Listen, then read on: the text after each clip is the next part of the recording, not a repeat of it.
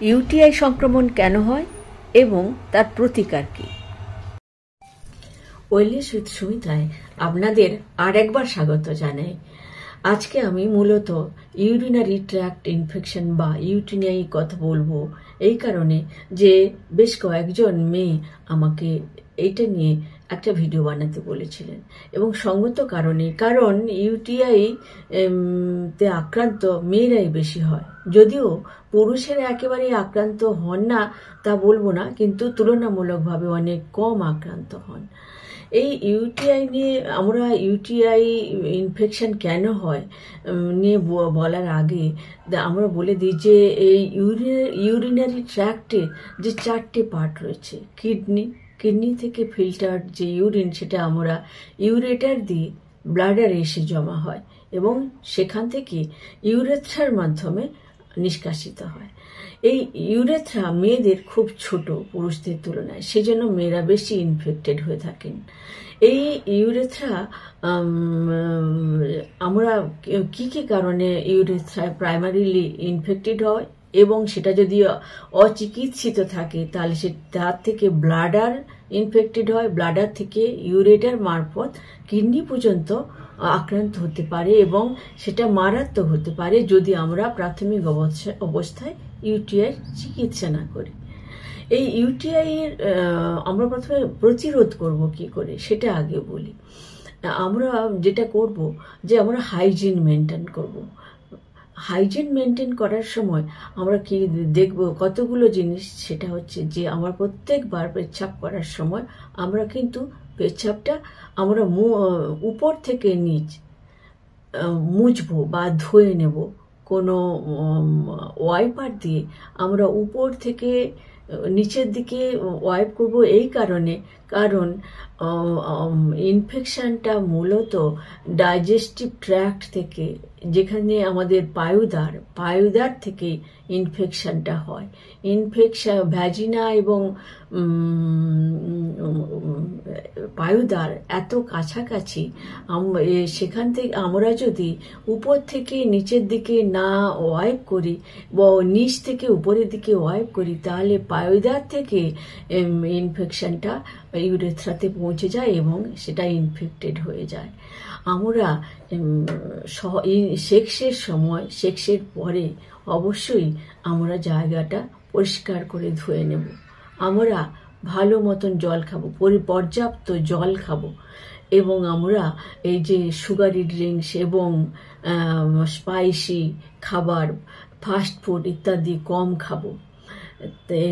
এবং আরেকটা কথা যেটা আমরা তো রোধ করতে পারবো না, মেনোপজের পরে এই সমস্যা হয় এবং মেনোপজের পরে সমস্যা হলে সেটারও কিছু খাবার খেলে আমরা কিন্তু সেটাও আমরা মোকাবিলা করতে পারবো। তাছাড়া আমরা মেয়েরা বিশেষ করে বাইরে গেলে পেচ্ছাপ আমরা চেপে রাখি, আমরা যেখানে সেখানে পেচ্ছাপ করতে ভয় পাই টয়লেট দেখে। আনহাইজেনিক টয়লেটও একটা কারণ, সেখানে যদি আমরা বসে পেচ্ছাপ করি তাহলে সেখান থেকেও ইনফেক্টেড হওয়ার চান্স খুব বেশি থাকে মেয়েদের। ছেলেদের সুবিধা একটু বেশি, সেই কারণে ছেলেদের ইনফেকশন একটু কম হয়। কি কি লক্ষণ দেখলে আমরা বুঝবো যে আমাদের ইউটিআইতে আমরা আক্রান্ত হয়েছি? প্রাথমিকভাবে যখন পেচ্ছাপ করবে ইউরিনেশনের সময় প্রচন্ড জ্বালা পোড়া, কারুর রক্তও নির্গত হয়, তবে সেটা সাধারণত খালি চোখে দেখা যায় না, কিন্তু প্রচন্ড জ্বালা যন্ত্রণা অনুভূত হয়।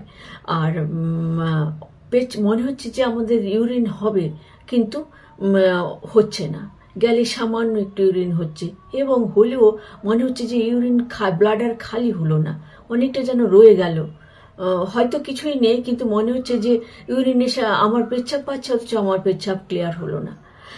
এটা ইনফেকশনের জন্য হয়ে থাকে।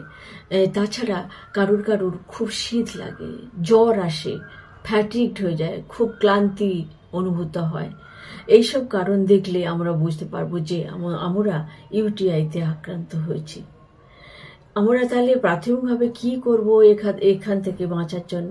আমরা পর্যাপ্ত জল খাবো, প্রচুর পরিমাণে জল খাবো, যাতে এই দুর্গন্ধযুক্ত ইনফেক্টেড জিনিসটা আমাদের ইউরেথ্রা দিয়েই বাইরে বেরিয়ে যায়। এবং আমি বললাম যে আমরা সবসময় পেচ্ছাপ করার পর আমরা উপর থেকে নিচের দিকে ওয়াইপ করব বা ধুয়ে নেব, তাহলে ইনফেকশনটা আমাদের বায়ুদ্বার থেকে আমাদের যেখান দিয়ে পেচ্ছাপ করা হয় সেখান পর্যন্ত পৌঁছতে পারবে না বলে ইনফেক্টেড হবে না। এবং বাইরে যাওয়ার সময় আমরা পেচ্ছাপটা চেপে রাখবো না। পেচ্ছাপ চেপে রাখলে অনেকক্ষণ ব্লাডারে থাকলে সেখানে জীবাণু বেড়ে যায়, সংক্রমণও, এবং সেটা অতিরিক্ত পরিমাণ বেড়ে যায়। আমরা যতটা সম্ভব টয়লেটটাকে একটু নিজেদের বাঁচিয়ে কিন্তু চেপে রাখলে হবে না, পেচ্ছাপ করে নিতেই হবে।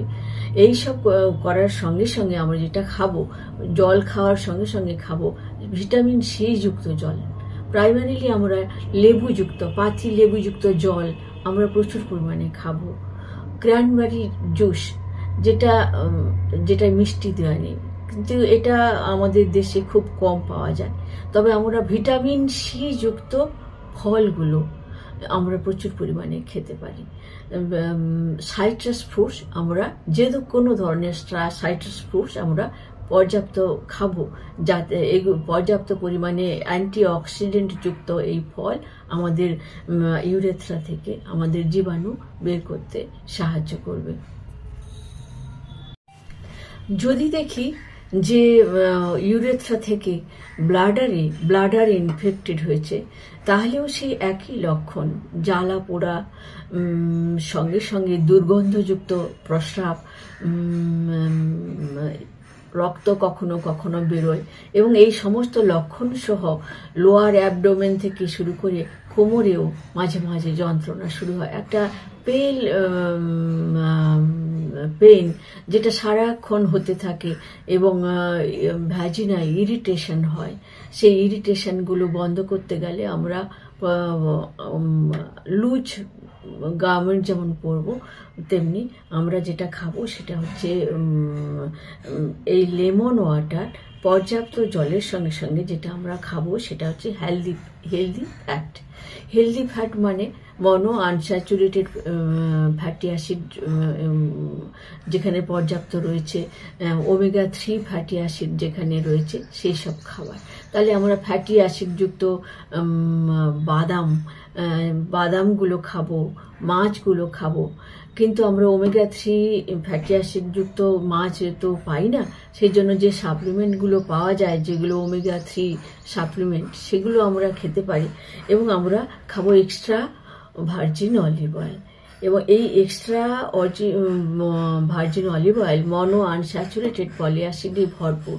সে কারণে আমরা এই এক্সট্রা ভার্জিন অলিভ অয়েল 1 চামচ করে যদি খাই, তাহলে কিন্তু আমরা উপকৃত হব এই ব্লাডার ইনফেকশনে। এবং যথারীতি আমরা সাইট্রাস ফ্রুটস খাবো, এবং আমরা কোনো পারফিউম ইউজ করব না, যাতে যে আমরা অনেকে কিন্তু কিছু গন্ধযুক্ত কন্ডোম ব্যবহার করেন বা পারফিউম ব্যবহার করেন ওই ভেতরের পোশাকে। সেই পারফিউম যে ইরিটেন্ট, তাও কিন্তু আমাদের পেচ্ছাপে জ্বালা পোড়ার সমস্যা দেখা দিতে পারে। এরপর যদি আমরা এই সমস্যাগুলো আমরা মোকাবিলা না করি, তাহলে কিন্তু ইউরেটারের মাধ্যমে কিডনিতেও কিন্তু আমাদের ইনফেকশন চলে যেতে পারে, এবং সেপসিসের মতন কিডনি সেপসিসের মতন সমস্যা হয়, যা কিনা মারাত্মক হয়ে যেতে পারে। এটা প্রাইমারি ইউটিআই লক্ষণ। কিন্তু কিছু কিছু সময় ইউটিআই হয় কিডনি স্টোন থেকে। যে সব কিডনি স্টোন খুব ছোট ছোট, সেগুলো আমাদের ইউরেথ্রা দিয়ে বেরিয়ে যায়। কিন্তু যখন দেখা যায় যে সেটা এমনই যে কিডনি থেকে ইউরেটারে চলে গেল, কিন্তু আর বেরোতে পারছে না, খসা লাগছে, ইনফেকশন হয়ে যাচ্ছে, ব্লাডারে চলে যাচ্ছে, ব্লাডার ইনফেক্টেড হয়ে যাচ্ছে। এবং কিছু সময় হয় কি, আমাদের ওই যে মাসলগুলো, যেখান দিয়ে ব্লাডারের যে মাংসপেশি পেচ্ছাপ বের করে দিতে সাহায্য করে, সেই মাসলগুলো যখন উইক হয়ে যায়, বারবার সন্তান ধারণের ফলে আমাদের ওই পেলভিক মাসল উইক হয়ে যায়, তার ফলেও ব্লাডার ঠিক মতন নিষ্কাশিত করতে পারে না আমাদের মূত্র বা ইউরিন। সেই সব প্রত্যেকটা ক্ষেত্রে আমাদের এই যদি রুলগুলো পালন করি, যে আমরা হাইজিন মেনটেন করব, আমরা